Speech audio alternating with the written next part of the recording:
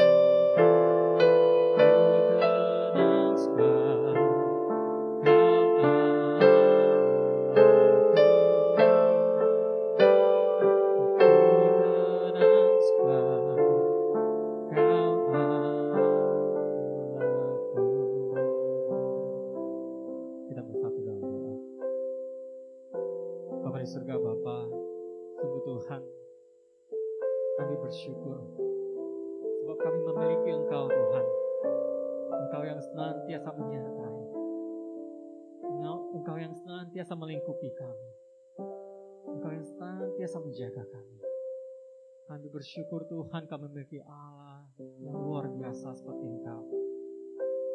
Meskipun dalam pergumulan masalah kami, meskipun dalam kesesakan hidup kami, namun kami boleh memiliki Engkau. Sebab kami percaya Tuhan, Engkaulah satu-satunya jalan keluar kami. Engkaulah yang akan senantiasa menopang kami. Dan Engkau yang akan senantiasa memberikan jalan keluar bagi setiap permasalahan kami, Tuhan. Biarpun badai menerpa, Engkau yang akan menghadang, dan Engkau yang akan memberikan kekuatan bagi kami. Kami sungguh bersyukur Tuhan memiliki Allah seperti Engkau. Dan meskipun Tuhan, kami masih dalam masa pandemi, namun kami percaya Tuhan, ada Engkau beserta kami.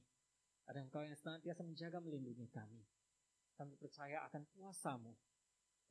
Dan kami akan percaya juga Tuhan, badai pandemi ini akan berlalu. Tuhan, Engkau yang menolong, Engkau yang menyertai. Bapa, kami juga akan beribadah bersama. Baik kami yang ada di sini maupun yang di rumah, Tuhan, Engkau yang sertai, supaya kami boleh beribadah dengan baik. Kami boleh senantiasa fokus hanya kepada-Mu. Kami boleh memuji-Mu, kami boleh mendengarkan firman-Mu. Tuhan, tuntun kami, tolong kami. Kami serahkan ibadah kami ini hanya ke dalam tangan-Mu. Kiranya Tuhan, Engkau yang pimpin dari awal pertengahan hingga akhirnya. Terpujilah Engkau Bapa. Hanya di dalam nama Tuhan Yesus kami sudah berdoa dan mengucap syukur. Amin. Ya, sekali lagi shalom semuanya. Ya, mari kita dengan bersuka cita kita angkat lagu pujian sebab Tuhan Dia baik. Mari kita sama-sama kita bangkit berdiri.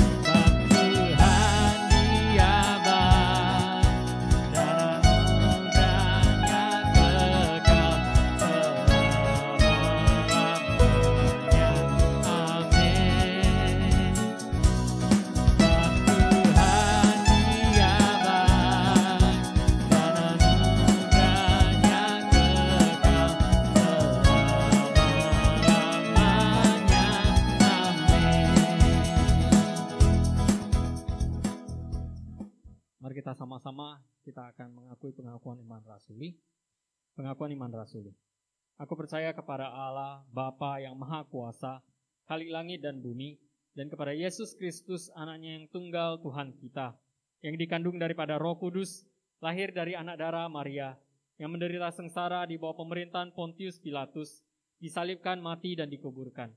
Pada hari yang ketiga, bangkit pula dari antara orang mati, naik ke surga, duduk di sebelah kanan Allah, Bapa yang Maha Kuasa. Dan dari sana Ia akan datang untuk menghakimi orang yang hidup dan yang mati. Aku percaya kepada Roh Kudus, gereja yang kudus dan am, persekutuan orang kudus, pengampunan dosa, kebangkitan orang mati, dan hidup yang kekal. Amin. Silakan duduk. Sebelum kita mendengarkan sebagian daripada firman Tuhan, kita angkat satu lagu pujian. Ku perlu Kau Tuhan.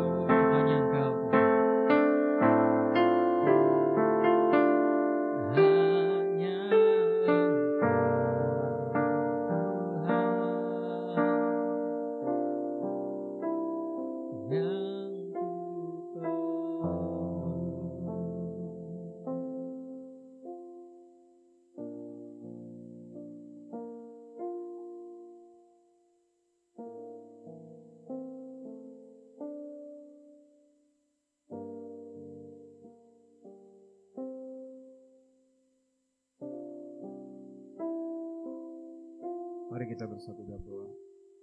Bapa di surga, Bapa yang penuh kasih, kami datang kepadamu Bapa di dalam pergumulan kami. percaya bahwa ada jalan keluar yang Tuhan berikan. Di tengah-tengah kesulitan, di tengah-tengah tantangan, di tengah rintangan yang kami hadapi dalam kehidupan ini. Sekalipun mungkin jalan tampak buntu, sekalipun kesukaran tidak selesai, sekalipun pandemi belum berhenti, sekalipun keadaan tidak memastikan, tetapi yang membuat kami boleh tetap aman, karena Engkau memberikan kasih karunia kepada kami. Sekalipun kami lemah, berdosa, tak berdaya, tapi Engkau tidak pernah meninggalkan kami. Engkau menerima kami apa adanya, mengasihi kami dengan kasih yang kekal. Hari ini kami mau belajar, Tuhan. Di tengah-tengah kesulitan yang terjadi, di tengah tantangan dalam kehidupan kami. Apa yang harus kami lakukan, Bapak? Bicaralah dalam hati kami. Sehingga Tuhan, sederhananya khotbah ini tetapi dapat merubah hati kami, pikiran kami. Oleh karena Roh Kuduslah yang hadir dalam khotbah ini. Kami undang Tuhan Yesus, Kau hadir, bertata dalam hati pikiran hamba-Mu untuk menyampaikan segala sabda-Mu Tuhan. Sehingga walaupun sederhananya hamba-Mu sampaikan, tapi kuasa Tuhan dapat merubah hati dan pikiran kami. Semuanya tanpa kecuali yang ada di tempat ini. Biarlah kami boleh punya satu pengharapan. Untuk 10 tahun ke depan, 20 tahun ke depan, sampai kepada kekekalan. Kami boleh hidup seperti apa yang Tuhan mau. Terima kasih Bapak, ini doa kami dalam nama Tuhan Yesus kami berdoa. Amin. Shalom Bapak Ibu yang dikasih Tuhan. Mari kita buka bagian firman Tuhan yang terambil dari Filipi pasal 4 ayat 1 sampai 9.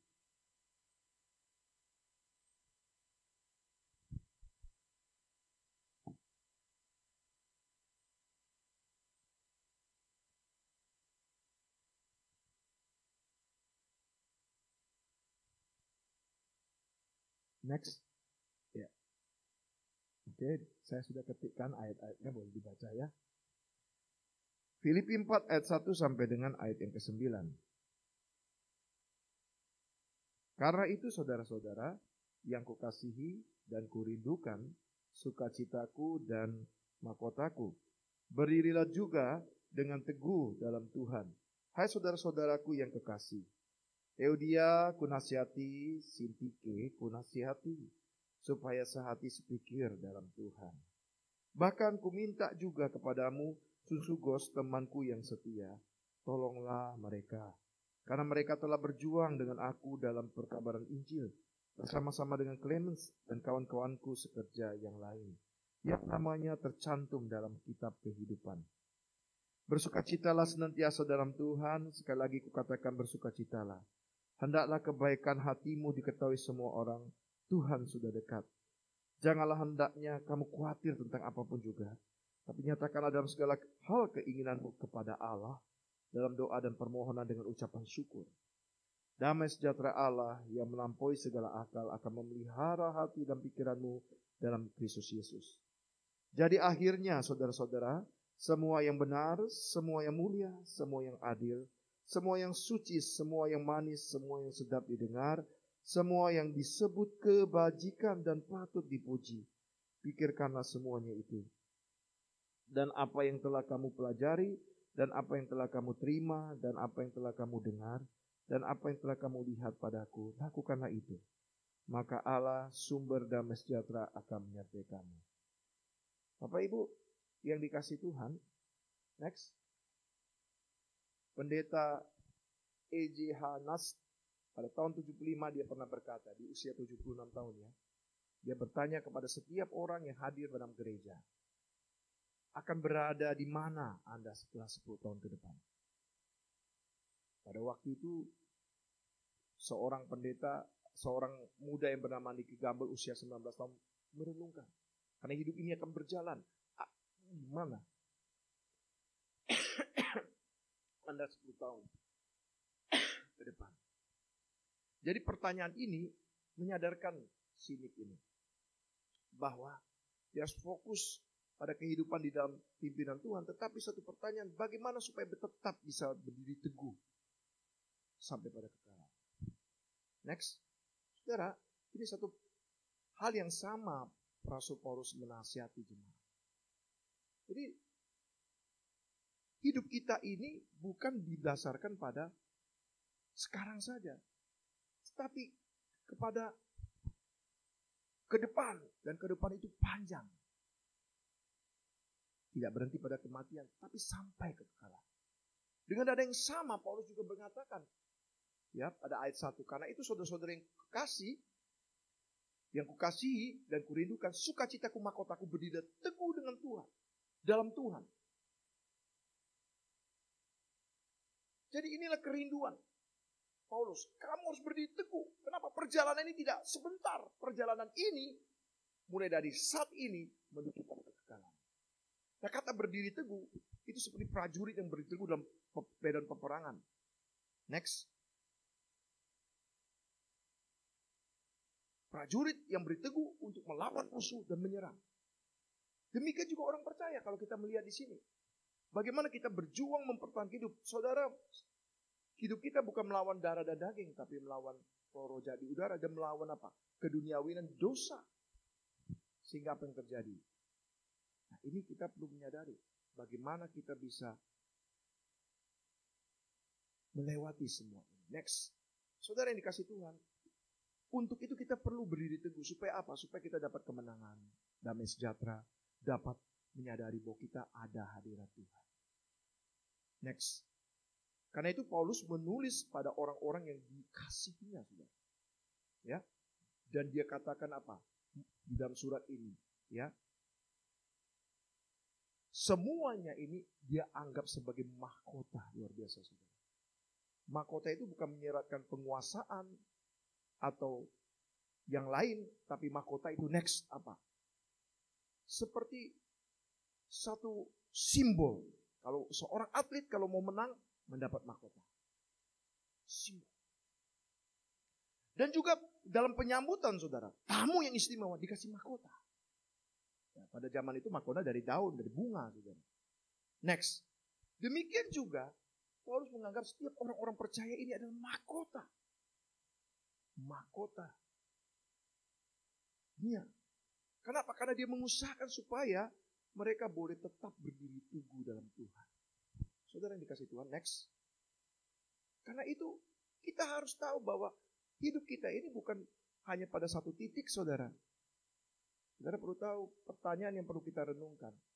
Hidup kita paling 10, 20, 30, 40, 50, 60, 70, 80, 90, paling kuat 100. Setelah itu mati.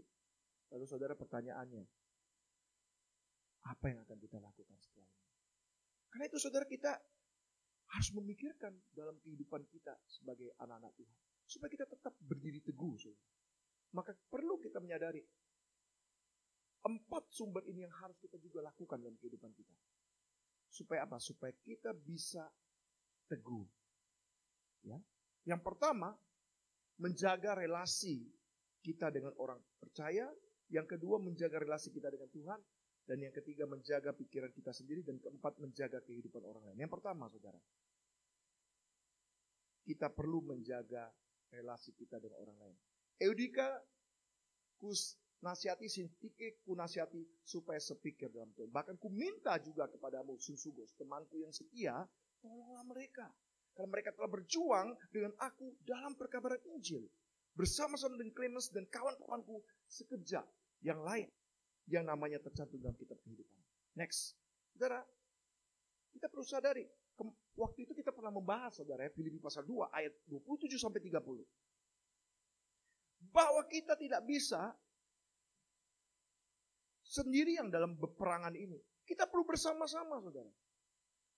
Kalau saudara berperang seperti ini namanya, kemarin sudah kita bahas, palang.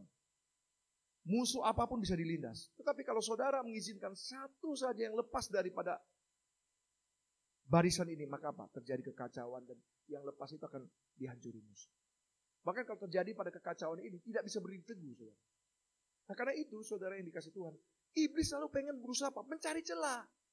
Dia lihat, wah bagus ini. Satu cara untuk membuat supaya nggak berdiri teguh adalah apa? Musuh menyerang. Musuh yang tidak terlihat itu siapa? Iblis.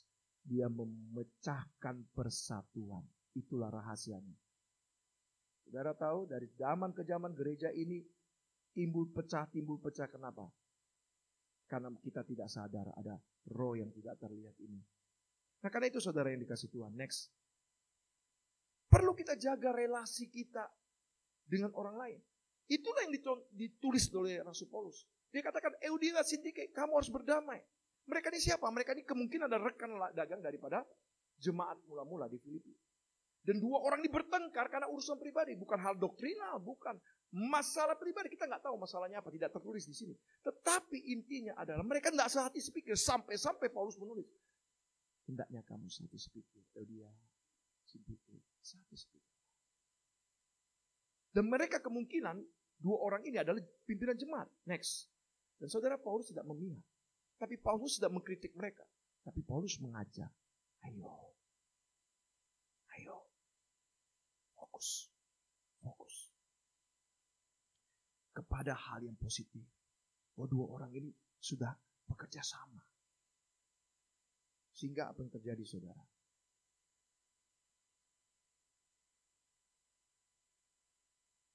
Paulus tidak mengkritik mereka, tapi Paulus mengajak mereka melihat, namamu sudah tercantum di kitab kehidupan.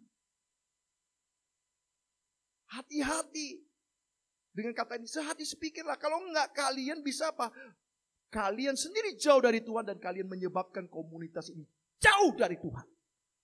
Karena iblis licik. Karena hal yang sepele membuat hati apa? Menjadi apa? Terluka.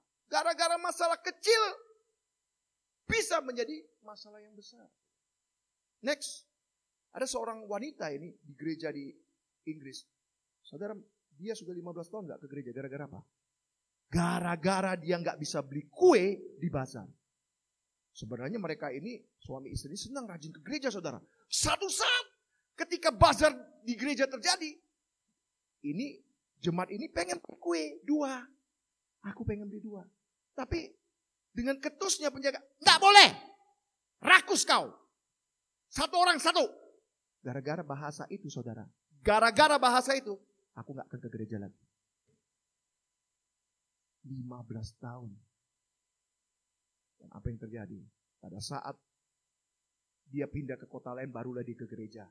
Ya, karena ada gerejanya berbeda, denominasi baru dia datang. Dan dia berkata kepada pendeta yang melayani dia, aku kehilangan apa? Kehilangan persahabatan, kehilangan kehangatan kasih sayang. Dan ketika aku datang ke gereja, sepertinya aku pulang ke kandang. Saudara, next. Ini pertanyaan, saudara. Hanya sepotong kue bisa buat orang gak ke gereja. Hanya gara-gara masalah satu bisa menyebabkan kepahitan. Saudara tahu gak? Kalau kita hanya memfokuskan kepada masalah, saudara, Anda lupa, salib ini Yesus datang mengasihi orang berdosa. Siapa kita? Nah kalau gitu, kita harus sadar. Rahasia supaya persekutuan ini boleh lancar, boleh tetap kuat, hanya 2 aja. Yang salah minta maaf. Jangan sombong. Kadang kita sudah salah, kita sombong, tidak mau ngaku salah. Justru kita mau nyalahkan orang lain. Kalau salah, minta maaf. Itu yang saya lakukan. Sekalipun saya pendeta, saya minta maaf kalau salah. Dan izinkan untuk bertobat. Bahkan Tuhan Yesus bilang apa? 70 kali 7. Kalau ada yang salah, maafkan. Saudara, tidak mudah. Tapi inilah rahasia. Tapi bukan hanya itu, saudara. Yang terluka harus mengampuni. Itu ajaran Kristus. Itu ajaran Kristus. Kalau saudara tidak mengampuni, doa Bapa kami bilang apa? Ampunilah kami. Apa? Akan kesalahan kami. Apa? Seperti kami juga mengampuni yang bersalah kepada kami. Jadi kalau saya tidak mengampuni, doanya begini. Jangan ampuni saya Tuhan. Karena saya tidak mau mengampuni orang yang bersalah kepada saya. Ngeri gak konsekuensinya? Anda minta dosa Anda diampuni Tuhan. Tapi Anda dendam. Tidak mengampuni. Saudara, Anda harus belajar. Mengampuni itu tidak mudah. Tapi kalau Anda betul-betul kena Kristus, pasti Anda akan seperti Kristus. Yang kedua, saudara, yang dikasih Tuhan. Next. Kalau kita supaya bisa berdiri teguh dalam Tuhan, sumber yang pertama tadi kita menjaga relasi dengan orang lain. Yang kedua, saudara, kita harus menjaga relasi dengan Tuhan, saudara. Ayat 4-7. Bersukacitalah dalam Tuhan, senantiasa kukatakan sekali lagi, bersukacitalah. Hendaklah kebaikanmu diketahui semua orang. Tuhan sudah dekat. Jangan hendaknya kamu khawatir tentang segala hal apapun juga, tetapi nyatakanlah dalam segala hal keinginanmu kepada Allah dalam doa dan permohonan dengan ucapan syukur. Damai sejahtera Allah yang melampaui segala akal akan memelihara hati dan pikiranmu dalam Kristus Yesus. Next, saudara, apa yang harus Anda lakukan? Supaya kita semua bisa punya relasi dengan Tuhan. Ada 3 rahasia. Yang pertama, nikmatilah Tuhan. Kata bersukacitalah di dalam Tuhan. Sekali lagi kukatakan bersukacitalah. Itu dalam bahasa Yunani. Entheos. Itulah akar kata untuk menyebabkan kata antusias. Bagaimana kita bisa antusias? Entheos dalam Tuhan. Saudara, saya mau kasih tahu. Waktu saya siapkan khotbah ini, begitu saya selesai siapkan, masalah di depan saya, telepon. Waktu itu saudara jujur, saya nggak bisa ngomong lagi. Tetapi saudara, waktu dalam pergumulan masalah, saya nggak bisa menyelesaikan masalah ini. Ketika saya mendengar telepon, ketika saya membaca SMS, nggak bisa saya selesaikan. Di luar jangkauan saya. Saudara, bukan hanya Anda yang mengalami pergumulan, pendeta juga. Saya tidak bisa sebut masalahnya apa di sini. Tetapi satu hal, saya juga menjadi manusia yang sama dengan Anda. Stres, frustasi, menangis, tidak tahu bagaimana, bingung. Tapi saudara, ayat ini mengajarkan bersukacitalah dalam Tuhan. Itu berarti apa? Jangan lihat keadaan pasti akan berubah. Kalau Anda dasarkan keadaan imanmu lemah. Kalau Anda dasarkan imanmu hanya karena engkau diberkati Tuhan, sekali nggak diberkati Anda kecewa sama Tuhan. Kalau didasarkan Anda karena Anda mendapat uang banyak, sekali uang nggak ada, Anda kecewa. Kalau Anda dasarkan kepada hubungan, sekali Anda putus dengan pacaran Anda akan kecewa. Kalau Anda dasari keadaan pada hal duniawi, Anda akan kecewa. Itu juga yang Tuhan kasih. Waktu saya mengalami pergumulan, saya manusia, saya sanguin, ya. Tapi saya langsung sadar, mungkin ini maksud Tuhan supaya saya belajar nikmati Tuhan. Belajar untuk menikmati Tuhan. Sampai berkata, Tuhan, aku nggak tahu apa yang akan terjadi ke depan. Engkau tahu masalah sangat berat bagiku. Mungkin bagi orang lain belum tentu, tapi bagiku sangat berat. Tapi Tuhan, aku tahu. Aku tuliskan di status Facebook, masalahku berat, tapi Tuhan Yesusku hebat. Stop marah, stop negative thinking, stop menyalahkan situasi, stop menyalahkan diri sendiri, stop menyalahkan orang lain. Nikmatilah Tuhan. Mungkin Tuhan punya maksud. Dan saya belajar untuk melihat kebaikan Tuhan di masa lalu. Pada waktu hampir mati kena penyakit, pada waktu hampir hancur, pada waktu saya 2 tahun pelayanan di sini dikeluarkan dari sini, lalu masuk lagi. Saya melihat. Saya teringat lagi pembicaraan dengan Pak Joni. Pak Joni, saya bilang, kalau saya tahu lagi bisa kembali ke sini, ngapain waktu 2 tahun tahun 2005-2007 saya bisa nangis-nangis mencak-mencak. Ketawa Pak Joni. Karena kita nggak tahu, Pak. Benar. Karena kita nggak tahu. Justru karena kita nggak tahu, kita butuh apa? Iman. Di tengah-tengah situasi yang berat ini butuh iman. Yang kedua, nantikanlah Tuhan. Ayat 5, saudara. Ayat 5. Hendaklah kebaikanmu diketahui semua orang, Tuhan sudah dekat. Jadi kita harus sadar,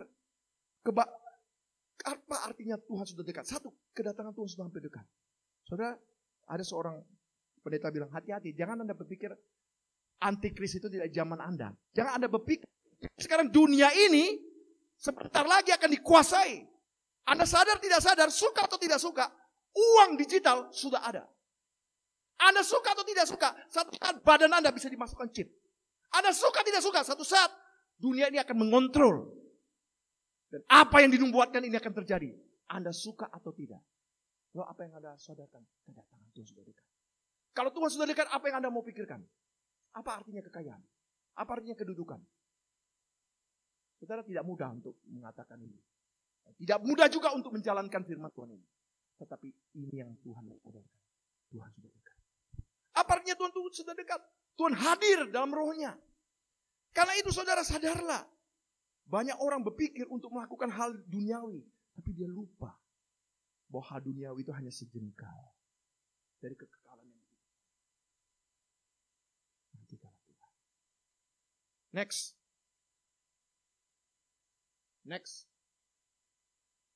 Dan saudara, hendaklah kebaikanmu diketahui semua orang. Artinya apa? Artinya saudara, di sini perlu pengawasan diri dan kemurahan hati. Itu lawan kata dari apa? Perseteruan, kekasaran, keinginan daging yang egois. Kita harus melepaskan diri dari keinginan membalas dendam. Karena Tuhan yang membenarkan kita. Next. Jadi pertanyaannya, bagaimana kita bisa menjaga relasi dengan Tuhan?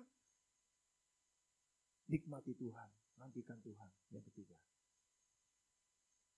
mohonlah kepada Tuhan.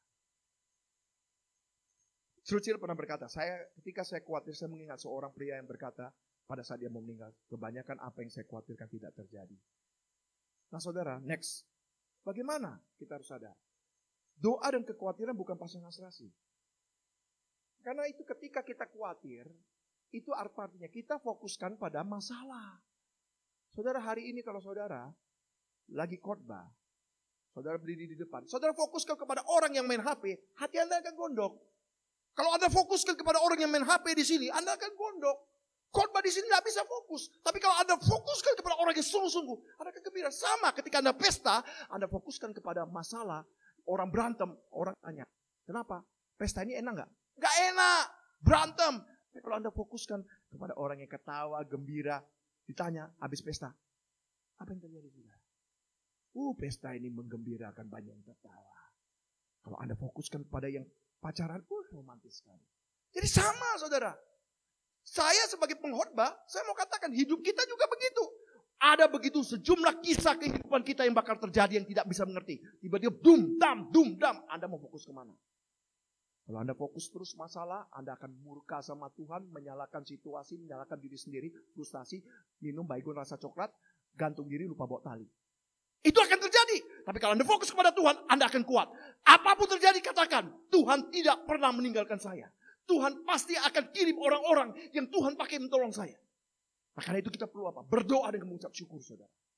Ketika kita berdoa dengan mengucap syukur, maka saudara, kita akan tenang. Jadi buat apa kita berdoa tapi kita minum obat tenang? Tidak ada guna, saudara. Next. Karena itu saudara, perlu kita lakukan apa? Jangan hendaknya kita khawatir tentang apapun juga dalam kehidupan kita. Tapi nyatakanlah segala hal dalam keinginan kita, dalam doa dan ucapan syukur, saudara. Paulus mendesak kita untuk apa? Berdoalah dalam situasi. Meskipun keadaan buruk, meskipun situasi tidak menentu, berdoa spesifik. Next. Lalu belajar untuk bersyukur, melihat kebaikan Tuhan. Di balik pergumulan kita ada kebaikan Tuhan, ucapan syukur. Saya mau kasih tahu saudara. Setiap hari saya kirimkan pokok doa itu saudara, saya melihat jawaban Tuhan satu-satu dijawab. Satu-satu. Tapi saudara mau tahu, saya mendoakan orang yang sakit dijawab, pergumulan saya belum dijawab. Tapi saya tetap percaya ada pertolongan Tuhan. Walaupun saudara belum dijawab. Jadi jangan marah sama Tuhan. Jangan kecewa sama Tuhan. Jangan putus asa sama Tuhan. Tapi berdoa dengan mohon pada Tuhan yang ucapan syukur. Boksu, enak aja Boksu ngomong. Lu ngomong kan karena lu gak di posisi gua. Nah sekarang kita balik ya Bu. Ibu jadi pendeta, saya jadi ibu, mau gak? Ibu gak tahu. Pergumulan saya juga banyak, cuma saya gak cerita. Pak, Bapak gak tahu. Tetapi Tuhan tahu. Tuhan mau supaya apa? Supaya kita gantung sama Dia. Waktu kita gantung sama Dia, kita kuat saudara. Percayalah. Kehidupan saya dan Anda adalah bukti penyertaan Tuhan. Jika Anda mau berdoa dan belajar berucap syukur. Maka apa yang terjadi saudara? Next. Damai sejahtera melampaui segala akal akan memelihara. Damai sejahtera itu berarti apa? Keutuhan, ketepatan, kesejahteraan, kesatuan. Segala macam berkah dan kebaikan saudara. Next. Kata memelihara ini seperti tentara yang berjaga-jaga di pintu gerbang, saudara. Bayangkan. Sehingga tidak ada musuh yang bisa menyerang. Artinya apa? Damai sejahtera Tuhan akan melindungi saudara. Melindungi dan menjauhkan kita dari segala serangan. Karena itu kita perlu tenang. Lagu tadi bagus sekali. Apa tadi? Penyertaanmu sempurna, rancanganmu penuh. Apa? Damai, aman dan sejahtera. Walau di tengah badai. Benar saudara. Kenapa Tuhan Yesus bisa tidur di tengah badai? Murid-muridnya potak-panting. Kenapa saudara? Karena dia percaya Bapaknya menolong. Kadang kita gak bisa seperti dia, bukan? Begitu ada masalah kita gak bisa tidur, teriak-teriak, marah-marah. Bukan saya ngomongin saudara, saya ngomongin diri saya. Tapi akhirnya saya berhenti di satu titik. Maka dengan marah, masalah selesai. Maka dengan stres, tidak tidur, masalah tambah baik, itu tambah baik. Lalu, kalau Tuhan sudah menolong di masalah ini, apakah Tuhan akan meninggalkannya? Ya. Saya nggak tahu Bapak Ibu yang nonton di sini, masalahnya apa. Percaya, kalau kita serahkan sama Tuhan, damai Tuhan akan memimpin. Percayalah dia pasti akan menolong. Dan yang ketiga saudara, sumber yang ketiga ini harus kita jaga apa? Pikiran kita yang tidak terlihat. Ayat 8, yuk sama-sama Bapak Ibu. Kita membaca ayat 8 di Filipi 4 ayat 8. Yang punya Alkitab boleh dibaca. 1, 2, 3, ya. Jadi akhirnya saudara-saudara semua yang benar, semua yang mulia, semua yang adil, semua yang suci, semua yang manis, semua yang sedap didengar, semua yang disebut kebajikan dan patut dipuji, pikirkanlah semua itu. Jadi saudara, yang paling penting apa yang kita pikirkan itu lebih penting dari siapa kita dan apa yang kita miliki, saudara. Identitas seseorang ditentukan dari apa yang dia pikirkan. Taburlah pikiran, maka Anda akan tabur tindakan. Tabur tindakan akan Anda menuai karakter. Tabur karakter akan menuai nasib. Next, Sir Thomas mengatakan, bagaimana mengeluarkan pikiran yang salah dengan memasukkan pikiran benar? Bagaimana mengeluarkan udara dari gelas yang kosong dengan memasukkan air, saudara? Sama, saudara. Itu berarti apa? Izinkan Tuhan memelihara hati dan pikiran kita ketika kita memikirkan yang baik, yang damai, yang sukacita, saudara. Next. Apa yang harus kita lakukan? Bacalah firman Tuhan. Awali dalam doa. Saat teduh, dengarlah firman. Ketika Anda tidak mampu lagi berkata-kata, menyembahlah kepada Tuhan. Dengarkan musik rohani. Putar lagu rohani dan berdoa. Tuhan akan tolong. Saudara yang dikasih Tuhan. Next, dan terakhir. Sumber keempat, supaya kita boleh tetap berdiri teguh. Yaitu apa? Jagalah kehidupan orang lain juga dengan keteladanan hidup. Ayat 9 dari Filipi 4. Dan apa yang telah kamu pelajari, dan apa yang telah kamu terima, dan apa yang telah kamu dengar, dan apa yang telah kamu lihat, padaku lakukanlah itu, maka Allah sumber damai sejahtera menyertai kamu. Saudara yang dikasih Tuhan, next. Paulus tidak malu mengedepankan dirinya. Karena dia tahu dia teladan yang patut ditiru. Ya saudara, kata terima itu dalam istilah teknis, yaitu apa? Menerima suatu tradisi otoritatif yang diturunkan dari pemimpin gereja, saudara. Sehingga apa, saudara? Sehingga apa yang kita ajarkan, itu memang tidak sama dengan apa yang Paulus terima, tetapi yang kita ajarkan adalah firman Tuhan. Next. Karena itu Paulus mendorong mereka untuk melihat ajarannya, melihat perbuatannya. Terus pada dirinya sehingga bisa melakukan. Ini bicara apa? Tentang mentoring. Tentang coaching, tentang keteladanan, saudara. Saudara, hari-hari ini gereja banyak sekali tidak ada mentor. Ya. Oh, saya jadi pendeta nggak ada yang mentoring. Oh, saya jadi majelis tidak ada mentoring. Saudara, kalau kita menuntut orang mentoring kita, lalu pertanyaan kita, siapa yang mentoring anak-anak generasi ke bawah? Saudara, kita perlu memikirkan. Gereja lain sudah memikirkan. Bahkan Paulus sendiri sudah memikirkan. Mari saudara kita pikirkan. Itu sebabnya saudara, tentang pemuritan itu bukan visi yang bim salabim ada kadabra, tidak. Pemuritan itu terjadi dari Paulus ini. Paulus bilang apa? Ya, apa yang telah kamu pelajari dan apa yang telah kamu terima dan apa yang telah kamu dengar, Apa yang kamu lihat padaku, lakukanlah itu, maka Allah sumber damai sejahtera akan menyertai kamu. Itu bicara apa? Pemuritan. Paulus muridkan siapa? Timotius. Dan beberapa orang yang lain, 3 orang dimuridkan. Nah, saudara, itulah yang terhilang dalam gereja. Mari kita belajar dari Paulus. Kita semua perlu teladan, saudara. Saya teringat permainan. Mungkin saudara-saudara di sini pernah memain apa? Cap kali cap. Pernah ya? Oh, sini kita tahu ya. Satu kayak gini, yang lain semua tiru. Semua tiru. Sebenarnya itulah pemuritan. Kita belajar meniru yang baik. Saudara, saya punya pengalaman, saudara. Waktu saya Alpha Course, saya nggak ngerti Alpha Course itu apa. Kita sudah belajar teorinya, saudara. Kita sudah belajar begini, saudara. Nggak ngerti. Begitu saya lihat yang penceramah itu mempraktekkan, wah ini begini. Baru tahu, oh ini Alpha Course. Saudara, sama. Kita juga harus belajar dari keteladanan. Saya juga bingung. Dulu waktu masih kecil, anak saya nggak saya ajari ngunyah es batu kok bisa. Dia lihat dari saya. Nah mari kita berpikir, saudara. Ini gereja kita ini, kalau mau supaya kita bukan memikirkan 1 tahun, 2 tahun, 10 tahun, pada kekekalan. Kita berpikir bagaimana semua jemaat kita ini bisa masuk dalam kerajaan surga. Hidup saat ini. Kita harus memikirkan. Nah, karena itu saudara yang dikasih Tuhan, mari kita belajar. Saudara, Anda mau melukis, Anda harus lihat orang melukis. Anda mau main piano yang bagus, Anda harus lihat guru yang main piano. Bagaimanakah Anda mau hidup sebagai murid Yesus? Anda harus melihat guru yang menjadi teladan.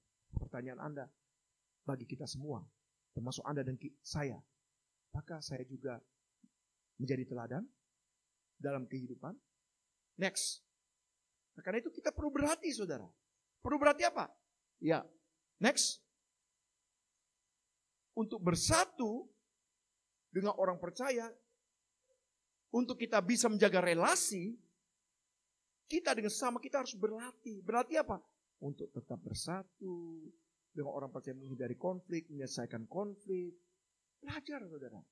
Ketika ada masalah, kita belajar untuk tidak pindah gereja. Sama-sama kita semua, bukan hanya Anda, saya juga. Bukan hanya saya, Anda juga. Kenapa? Selama gereja di dunia, pasti ada masalah. Kedua, kita juga berlatih supaya kita menjaga relasi kita dengan Tuhan. Kita belajar itu apa? Jangan terus tenggelam dalam kekhawatiran, tapi nikmati Tuhan. Iya deh, benar sekali yang kau bilang. Nikmati Tuhan.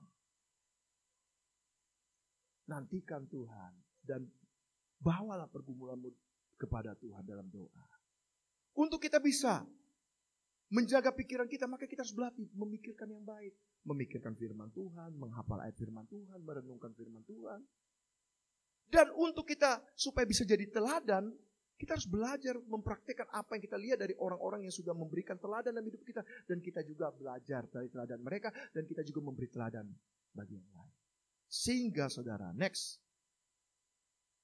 Ketika kita bisa menjaga relasi kita dengan orang percaya, menjaga relasi kita dengan Tuhan, menjaga pikiran kita, lalu kemudian menjaga kehidupan orang lain dengan keteladanan hidup kita, dan memperhatikan teladan orang lain juga yang berotoritas sehingga kita juga bisa jadi sumber teladan. Maka saudara lihat, dalam 10 tahun nanti, dalam 15 tahun nanti, dalam 20 tahun nanti, dalam kekekalan, kita akan mengalami relasi intim bersama dengan Tuhan. Saudara enggak mudah, tapi bukan berarti enggak bisa. Justru saudara, kalau hari ini Anda dapat angka 0, enggak apa-apa. Belajar saudara. 01 enggak apa-apa. 02 enggak apa-apa. 03 enggak apa-apa. 04, 6 enggak apa-apa. Tapi begitu berhasil, 0-nya 6, 1 di depan. Berapa nilainya? 1 juta, benar? Sama. Kita hari ini juga udah belajar saudara. Kita ini keluarga. Mari kita belajar. Mari. Sehingga kita lihat nanti 10 tahun ke depan. Dalam kekekalan kita ketemu, wah ini bahwa Tuhan bersyukur. Karena apa? Karena kita mau jadi teladan. Dan kita mau meneladani Kristus. Kita berdoa. Terima kasih Tuhan, hari ini kami sudah selesai. Dan biarlah Tuhan memberkati kami melalui firman Tuhan. Tuhan, sadarkan kami bahwa kami juga perlu menjaga relasi kami dengan orang lain. Sadarkan juga kami Tuhan, supaya kami juga bisa Tuhan, untuk menjaga diri kami dengan Tuhan. Ajarkan kami tidak tenggelam dengan masalah, tapi ajarkan kami Tuhan untuk menikmati Tuhan, menantikan Tuhan, membawa pergumulan kami dengan Tuhan dalam doa dan ucapan syukur. Dan tolong Tuhan ajarkan kami supaya kami juga bisa menjaga pikiran kami, supaya kami memikirkan yang kudus, yang benar, yang suci, yang adil. Dan ajarkan kami Tuhan, supaya kami bisa meneladani orang-orang yang sudah hidup dalam iman di dalam Engkau dan menjadi teladan bagi orang-orang percaya. Terima kasih Tuhan, ini doa kami. Dalam nama Tuhan Yesus kami berdoa. Amin. Dalam firman Tuhan yang sudah kita boleh dengar, kita boleh belajar, kita boleh berubah, kita boleh menjadi seperti apa yang Tuhan ingini dalam hidup kita. Mari kita angkat satu lagu pujian seperti yang Kau ingini.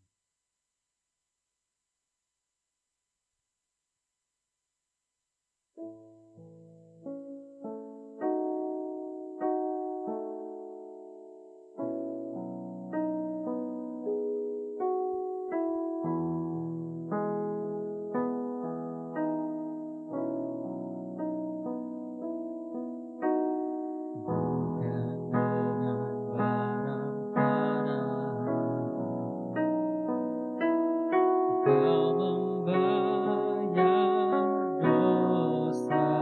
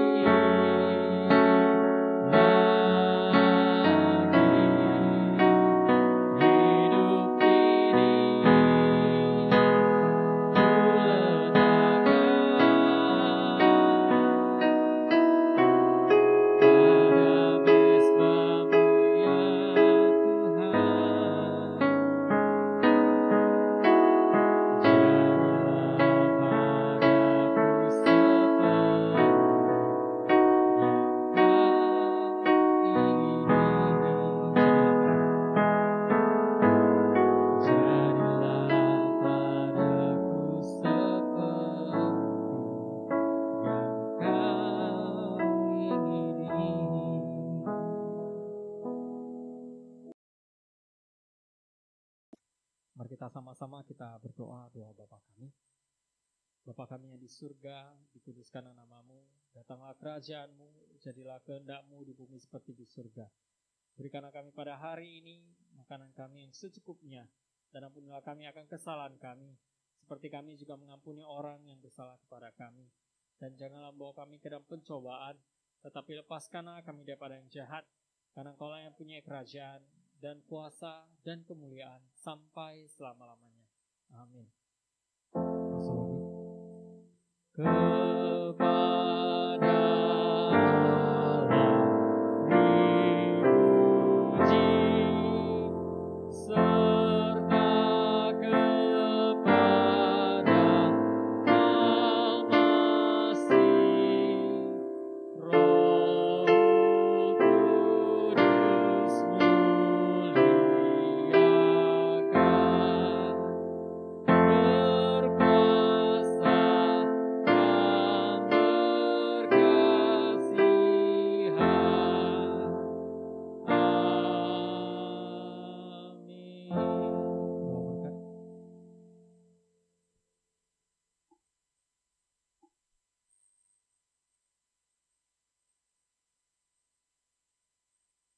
arahkan hati dan pikiran kita, terimalah berkat dari Tuhan.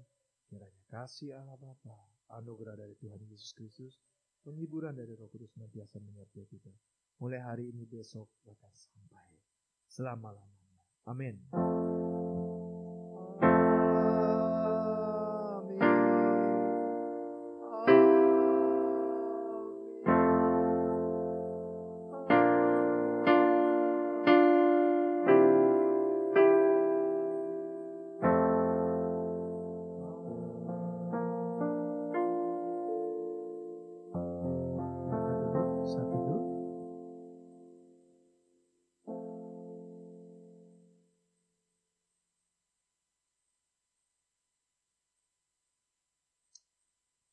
Amin.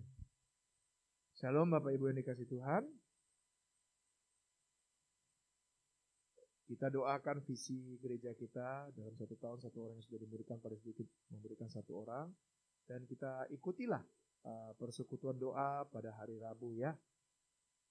Jam 7.20 malam via Zoom meeting. Terima kasih, Tuhan Yesus memberkati.